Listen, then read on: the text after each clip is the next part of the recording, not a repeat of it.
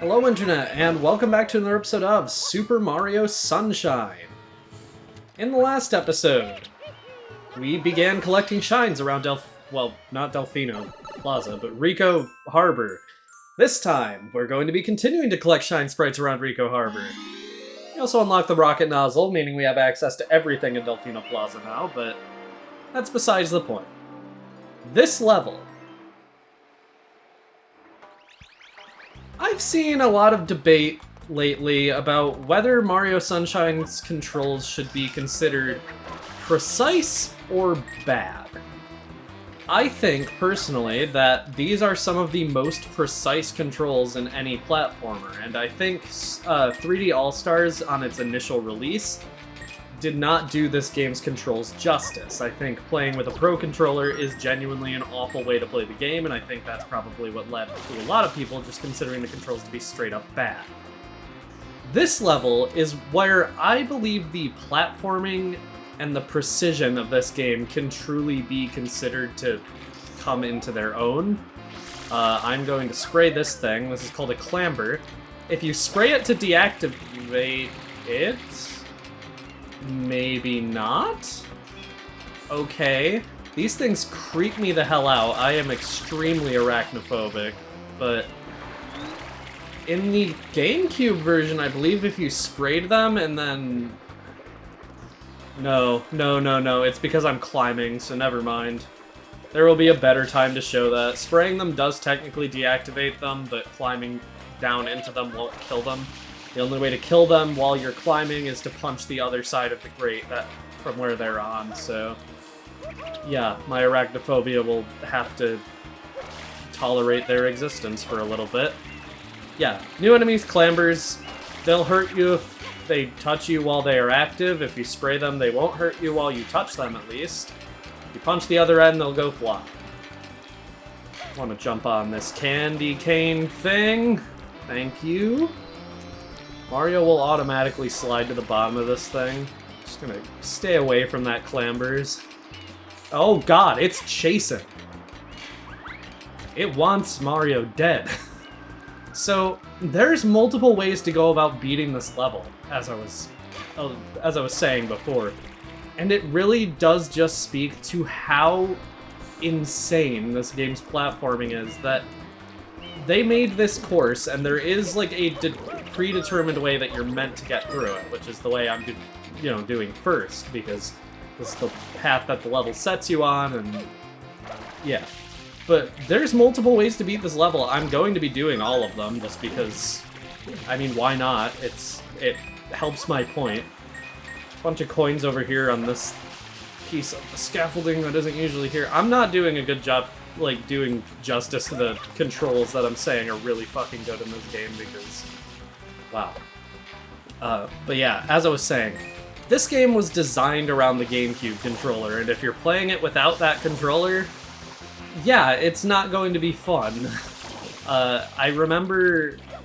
So I have multiple channels, and I used to make videos that were like blatant Scott the Woz ripoffs, which I'm still proud of most of those videos. I'm not going to pretend like they don't have merit and I don't have my own opinions, because those videos were my own opinions. But I did one on Super Mario Sunshine, and I remember receiving a comment, I can't remember if it was there or on another video, where someone said their first time playing this game was on 3D All-Stars with a Pro Controller. Which is the way I have gone on record saying is bad.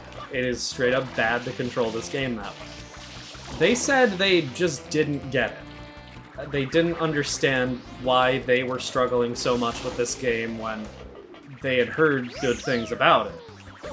So they bought the GameCube version, and they played the GameCube version with a GameCube controller. And they ended up liking it. And I feel like there's a correlation there. Also, these enemies are called wind spirits. You can spray them to make them go away. I didn't actually know that, so I just did that out of curiosity, but these... We've seen them before. We saw them in Bianco Hills, rather, and Ricco Harbor. They basically just circle around you for a little bit and then fling themselves at you to make you fall off of things. They're very annoying. The reason I'm bringing them up in this level is because this is the level where they annoyed me the most as a kid. So, yeah. Anyway. Finally at the end of this long-ass obstacle course, you can jump into this cage, take fall damage, and have Mario vibrate. Always looks weird because his hat doesn't vibrate with the rest of them. And grab our shine. Now, we can grab our shine.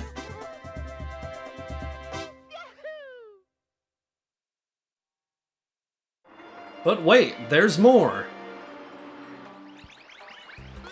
The next way I want to go about beating this level is the speedrunner way. I want to at least see if I can manage it. I doubt I can, but it's hype as hell if I can, and it's expected if I can't. I want to ride this crane all the way here, and then jump. Okay, I failed. So we want to get a very precise height with the hover nozzle. Also, you can clip through the bottom of that grate, which is sick. I didn't know that, but it worked out. That was a bad attempt. That was close. Like, I know I can get it.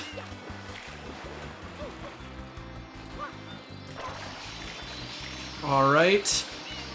Yes! Okay.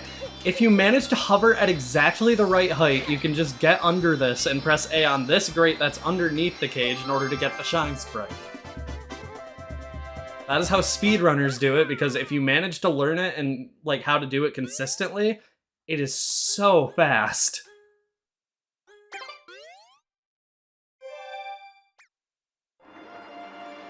But wait, there's more. Again.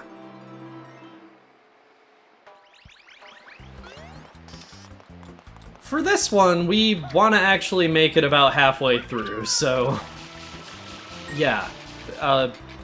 This isn't a speedrunner way, it's just another way of doing this that I think is kind of cool. But we are going to take some shortcuts this time, because we've seen the full intended path, and this level is kind of long, the intended path. Get up here.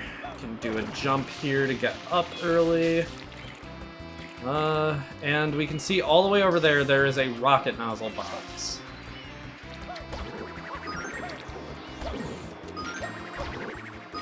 We can take out all the enemies around it, at least.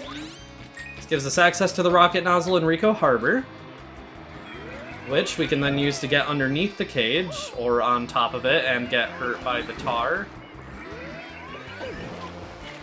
Okay, so in the water, you need to jump at the top of the water in order to actually use the rocket nozzle, or else it'll just go poof.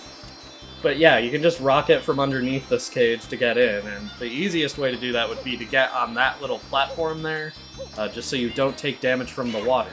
But I didn't do that, and I still managed to get it. My depth perception is so bad.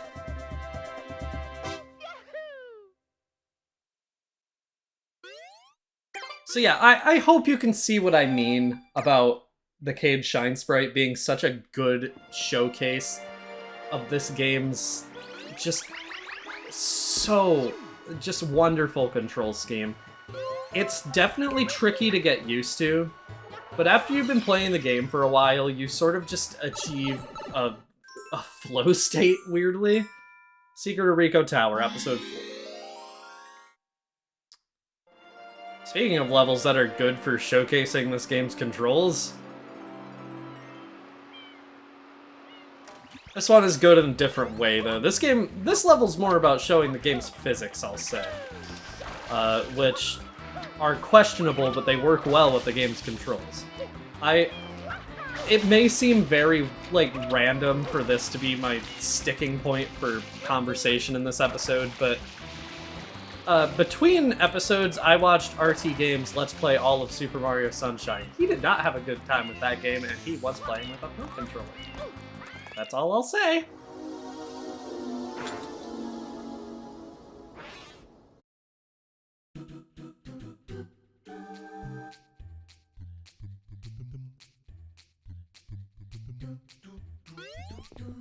So, what I was saying about physics. Sliding on any sort of slope will make Mario run extremely fast, and this is a pretty good example of that. This is also a good example of what angles will cause Mario to fall off of a platform, which you'll be surprised at the generousness sometimes, as you just saw there. You get to see what sort of slopes will make Mario slide, which hopefully I won't show because sliding on these things is scary. Can I get to the next one with a spin? Okay. And just jump here. And to finish off the level, just a bunch more of these blocks. These ones... Yeah, look how generous that was! Mario was practically upside down there. That's what I mean. This level is just very good for showcasing how generous the physics are. You may also recognize this level if you've played Super Mario Galaxy 2, which also I clipped through that thing and saved myself, thank God. This level reappears as its own galaxy in Super Mario Galaxy 2, because Mario 64 fans got an entire galaxy. So did Mario Sunshine fans, to be fair, but Mario 64 fans just straight up got Whomp's Fortress. Mario Sunshine fans get this one secret level and a beach that has Piantas and Yoshi on it. Yeah. I mean, I won't say Mario Sunshine fans were completely shafted by that game, because even seeing Piantas past the year 2004 was huge, but... I don't know. I just think Nintendo's relationship with Mario Sunshine is really weird. They just never want anything to do with it beyond, like, Mario using Flood and Brawl, and Isle Delfino being a stage in Brawl, which I'm certain neither of those things would have happened if Galaxy was out already when Brawl was being developed. That is all I want to say about that. I feel like I am being a little complainy, and it's causing Mario's death. I'll cut back to when I'm at the final section of the level. Alright, I made it back and nothing happened. Literally nothing happened. There were not 5 more deaths, I guarantee it. There were 3, and there weren't 3, so don't worry. You'll never know what is the truth and what is a lie. That's the Winternet way. It's more the Winter VA way, I think. I like to think I'm a little more honest on this channel. Usually, at least. Sometimes there are things I need to hide, though. You'll never know what. Also, if you turn the camera while you're getting a shine sprite, the camera angle will sometimes be off. Mario is not facing center frame there. I've been meaning to show that off, and I meant to show that off in the Cade Shine Sprite on one of the repeat attempts, but I just forgot, and I will continue to forget. But it's funny, and I did it almost every time when I stream this game.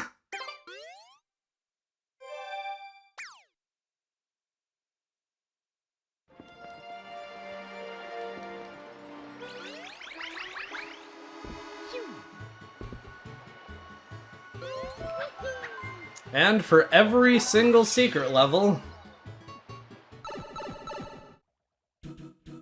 there must also be a red coin mission.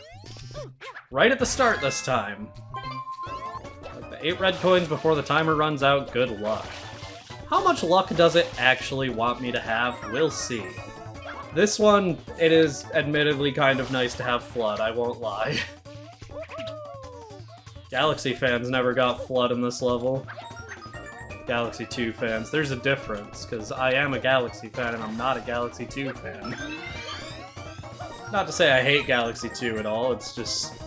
I think it's kind of lazy, and especially as a response to Galaxy, it just feels a little underwhelming to me, but maybe that's not a popular opinion, which is fine. Opinions are awesome, because the thing is, everyone has them, and everyone has different ones. Sometimes opinions are completely despicable, but I like to think that my opinion on Mario Galaxy is not one that can really be considered, like, completely abhorrent, so... I mean, maybe it is. I don't know. These political campaigns these days are crazy. What a weird thing for me to think about while collecting this Shine Sprite. Luckily, this is one of the easier red coin missions for secret levels, so I will take it.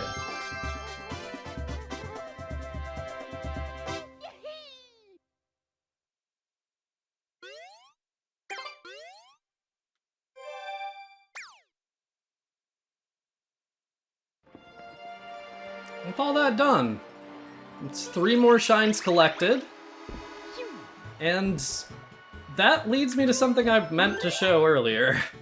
If we check this little thing that says click,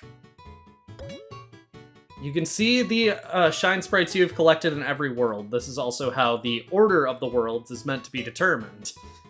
As you can see, Peanut Park is, well, World 4. Ricco Harbor is World 2, so we did those a little out of order.